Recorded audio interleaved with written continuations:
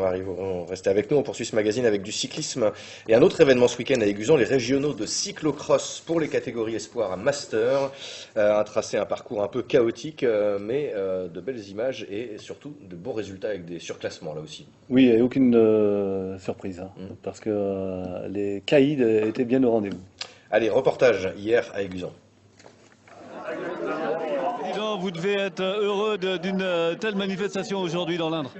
Oui, absolument ravi. Je tiens vraiment à saluer le travail de l'US Argenton. Ils nous ont tracé vraiment un circuit magnifique dans un site magnifique. Et pour les cyclocrossman, vraiment, c'est la technique qui primait pour pouvoir figurer sur le podium et c'était ça le plus important. Avec une hiérarchie qui était clairement établie et respectée durant cette course parce que les cadors sont devant. Alors, le problème, le cyclocross, il y a une hiérarchie. Hein, et lorsque c'est un cyclocross technique, il n'y a pas beaucoup de chance pour les autres.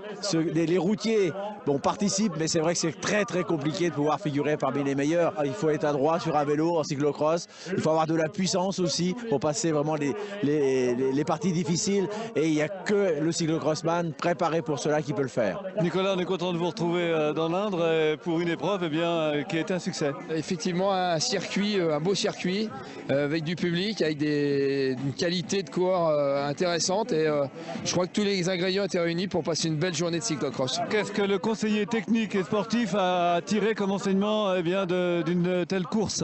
Ils étaient un peu, je vais dire, tirés d'avance entre guillemets, puisqu'on n'a pas de surprise au niveau des classements des équipes, donc enfin des coureurs. Tous nos prétendants, tous nos leaders un peu prédésignés ont répondu présent à l'appel, donc c'est bien. Ludovic, alors 7e titre dans votre galerie de trophées, celui-là il est à quelle place? C'est plus un trophée pour remercier le club et les sponsors.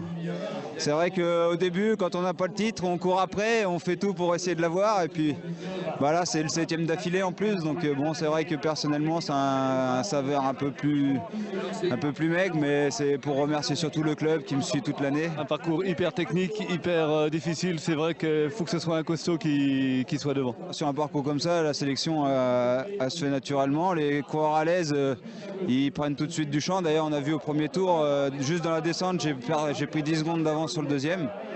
Et puis bon, après, il m'a fallu gérer cette avance. Et bon, quand on est en une bonne forme comme ça se fait tout seul, quoi. Maintenant, il y a le championnat de France à Linières. Donc j'espère faire un top 10 et bon, c'est pareil, c'est dans la région centre, le championnat de France, donc il y aura du monde pour nous soutenir et puis on essaiera de faire une bonne journée aussi. Voilà, surclassement, Schlütrovic, Renard, il en a parlé, les France à Linières 11 et 12 janvier prochain. Et dès lundi, il va y avoir une reconnaissance déjà du terrain où les caméras de Bip TV seront. Exactement. Voilà. Et avant d'arriver à ce haut niveau, il y a évidemment l'apprentissage, et l'apprentissage, ça passe